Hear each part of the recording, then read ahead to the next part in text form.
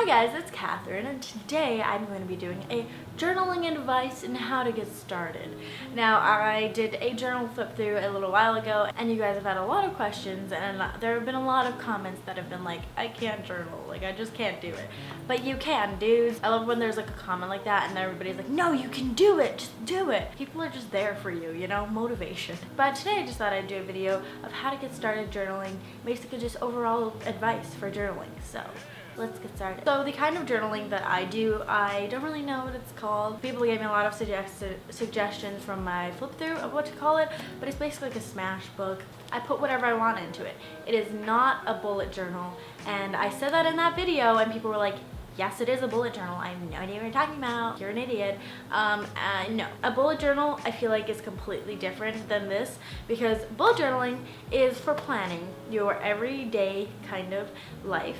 And this has nothing to do with planning my life really at all. This is more of like memories. It's kind of like a scrapbook. I don't really know. I just kind of do whatever my heart desires in this. And I feel like that's what helps me not get like too stuck and like, you know, just being able to put whatever so that I'm actually doing journaling. You know, we'll get into that a little bit more. But basically in this journal, I just kind of do whatever. Like this. This is just me talking about like how I haven't been journaling as frequently, and this is just TBR. So I don't know, people call it a smash book, and I kind of guess that's what it is. So I do my journals per year, and the journal that was in my flip through was for 2017, and then this is my 2018 journal. Even though I had blank pages left in the end of that last journal, I didn't want to like continue on. Like I wanted a fresh book for a new year. So yeah, this is all about my journal, and you definitely don't have to do journals like this. You can like combine it with a bullet journal, but also do like random like graph book kind of pages. I don't know, it's always up to you. You have complete control over your own thing. Like you don't have to follow anything that anybody else does.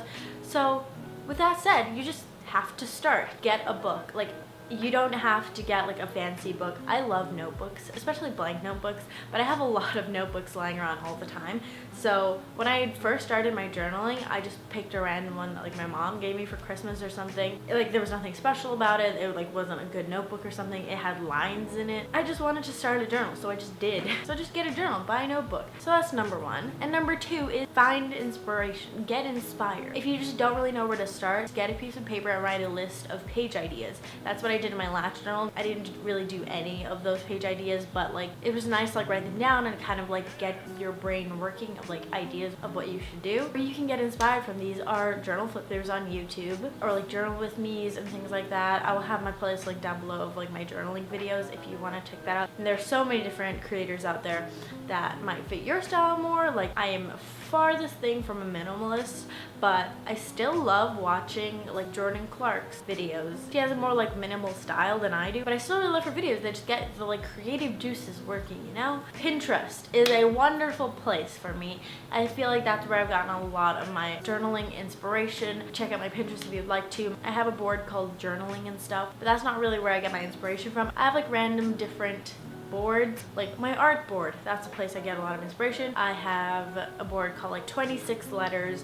That's like all like poetry and stuff and quotes that I'll like put into my journal, and just like random mood boards that serve as inspiration for my journal. Or like shows or books or whatever you're into also is wonderful boards on Pinterest to look for inspiration from. And the last place that I have that I usually find inspiration for my journal on is of course Instagram. I follow so many different accounts, and I always use that save feature on Instagram to save them into a collection so I can find them. And again, this doesn't have to be just journaling things, but like just a broad range of different things of like different art I want to be inspired by when I do come to journal. So YouTube, Pinterest, and Instagram, those are my personal go-tos. You don't have to be consistent with journaling. You don't have to do it every day. You don't have to do it every week. Don't feel like you have to do it, like it's an obligation, because this is kind of something for like your free time, or like that you like want to wind down, or just put like your creativity into it. Or even if you don't have creativity, you sure do. Even if it looks like crap in the beginning. I thought that my pages in the beginning of last year were not that great, and compared to the end of my journal, they really weren't that great.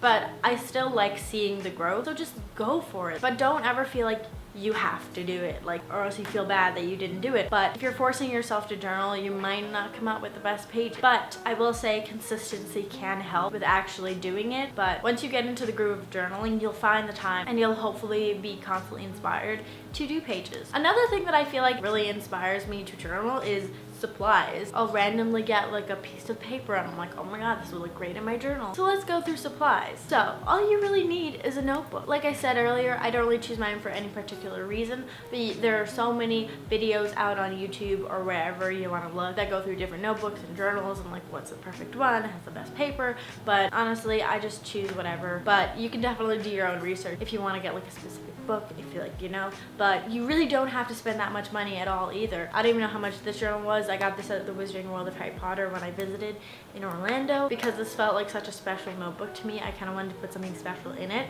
so my journal became a special thing. I've had this notebook for like 3 years, almost 4 years now. Oh my god. But yeah, I just kind of kept it around until there was something special. All you really need is a notebook and a pen. You don't have to start out with amazing supplies. You don't have to go on a binge of like supplies to get. Over time, when you start like figuring out your journaling style and what you want to use, or like you see something that somebody else has, like that's something that would really work well in my journal and I would love to use it, and then you can like go out and get it as you're journaling. So you don't have to like spend a bunch of money at once. Like journaling is really affordable. It's something for you, and it can be like something self-indulgent sometimes. I don't know where I'm going with this. I sound like really into it. But one of my biggest things with my journal is recycling. That sounds weird, but, or like repurposing, upcycling, I don't really know. But if you saw my flip through, you'll see a lot of them are like random wrappings, or like some, like it might not even be that noticeable. I use random wrapping that I find, or like tissue paper that I get, or like sequins that come in like a gift or something. I'll save them and I'll reuse them. And my friends know this because recently my friend Emma, she got the Naked 3 palette for her birthday, and she was like, the inside reminded me of you and your journaling, so I saved it for you. And so she gave it to me and I was like, bless your soul. So I have that to work with for journaling. Also, another thing I just remembered, I ordered these stickers from Stellar, I don't know, Jordan Clark's shop. I ordered it and I finally got it because I accidentally sent it to my grandma's house, which I don't visit too often. But yeah, anyways, I got these stickers. So I repurposed most of the envelope and the things that she put in the envelope into a journal page where I just put like a quote. But I reused like a little envelope that the sticker came in, the stamp, the like string that the thing came with, some stars, and the tissue paper as well. So recycling till just do it. It's so easy. This is just like such an easy reuse of materials. And then with supplies that you want to buy, like I bought this sticker sheet that I really love, again from Jordan Clark's thing. I just love her art on her channel, that's why I keep mentioning her all the time, but really like these stickers. There's like a bunch of shops on Etsy that you can get a bunch of different supplies from, like stickers. Obviously go to Michael's, get some sequins or something. That's why I like watching Journal With Me's, because I see like the different supplies that people use and I get to see how it works for them, and then I'll go and get it if I really want it. And you really don't need the fancy supplies either. Like I just buy cheap glue sticks all the time, which reminds me I need to go buy some right now.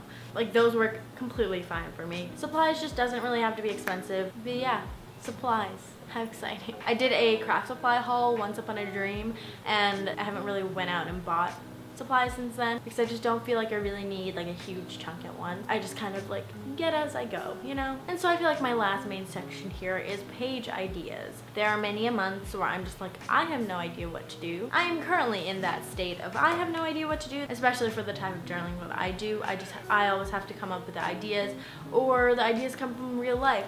Like for example, one page here, this is a brief history of a brief time at Parsons. So this is just like an overview of my first semester at college, and I just kind of did a little collage, and then I did this like little book and I wrote basically everything, like an overview of Parsons. The ideas will come to you, but sometimes they'll be kind of hard. And sometimes when I don't know what to do in my journal, I just like put a quote in it. I'll just like look for one on Pinterest maybe, but I'll just like come up with a spread or something and then just put the quote in, because that's a page done, you know? Kind of pages that you like to do as well will come to you, and so like hopefully in the future it'll be easier for you. So for me, as motivation, I get at least a few pages done every month because I like have certain pages that I do every month. For example, you might have seen this in my flip through if you've seen it. I always do a title page for like the month, so that's always like a page or two. Sometimes I like spread it across 2 pages. Sometimes I maybe do a quote to start the month with, so I'll like do the title page and then a quote as well, or like a title spread and then a quote. So, and since I do booktube and I read books every month, I will generally do a TBR at the beginning of every month as well. And a TBR, if you don't know, is a to be read list in like a certain period, so I usually do them monthly. So there's a page. And at the end of the month, I generally have a wrap up. So it's generally just a list of the books that I read in the month and not like a in-depth review of each one, because I did that the first month of journaling and then I realized, what am I doing? Because I literally make wrap ups on my channel, so kind of pointless to write them all out again. So yeah, those are like certain pages that I will always have to do in my journal, and then the other ones are just inspiration. They come to me. Again, another example was in April. I didn't do any journaling except one page, and I have to cover this because personal, whatever. I only did a title page, and then I think in my journal from 2017, I didn't do any journaling in April either. So in April, I had only done a title page because that's all the time I had. This wasn't because I wasn't inspired to journal, but I just didn't have any time because of school. And then on this page, I just kind of did a kind of like an overview of what happened in April. So yeah, so I just mentioned another little thing, time. It kind of ties in with what I was saying earlier as well, with you don't have to do it all the time. There are times when you'll just be really busy that you won't be able to journal, which is what happened to me this beginning of this year. I was just so busy with starting school again. I wasn't like in the groove of like being able to balance everything. So my journal kind of fell off with all the things that I was doing. But I feel like if you're going to be like, I'm gonna journal, just do it. The only thing basically stopping you from journaling is yourself. You do not have to share your journaling at all. I did not intend to do that when I started my first journal ever. Like that wasn't my intention at all. And so it was all just kind of for me and myself. But then I decided to start sharing my journal, and that's totally up to you. And even if you fail, that's fine. You can start again and keep on going, and you definitely don't have to do it every month like I do, or you can do like tons of pages in one month and like none in the other. I feel like that's what happens to me a lot. I don't know. It's just kind of up to you. And you definitely don't have to do the art spreads that I do or that other people you see do. Just do what feels good for you. I really hope that this video was helpful. I've given you some advice, so now go forth and make your journal. Or if you already have one, keep on going. But yeah, I hope you all enjoyed this video. Remember to check out my social media, which are always linked down below. Sometimes I post some of my journal pages on my Instagram, which is my bookstagram, not my photography Instagram. It's complicated, I know. So you can get some inspiration there. And yeah, thank you guys so much for watching, and I'll see you in my next one. Bye. I was yours on Sunday, while we watched the children play. We fell deep in love again, like we always do.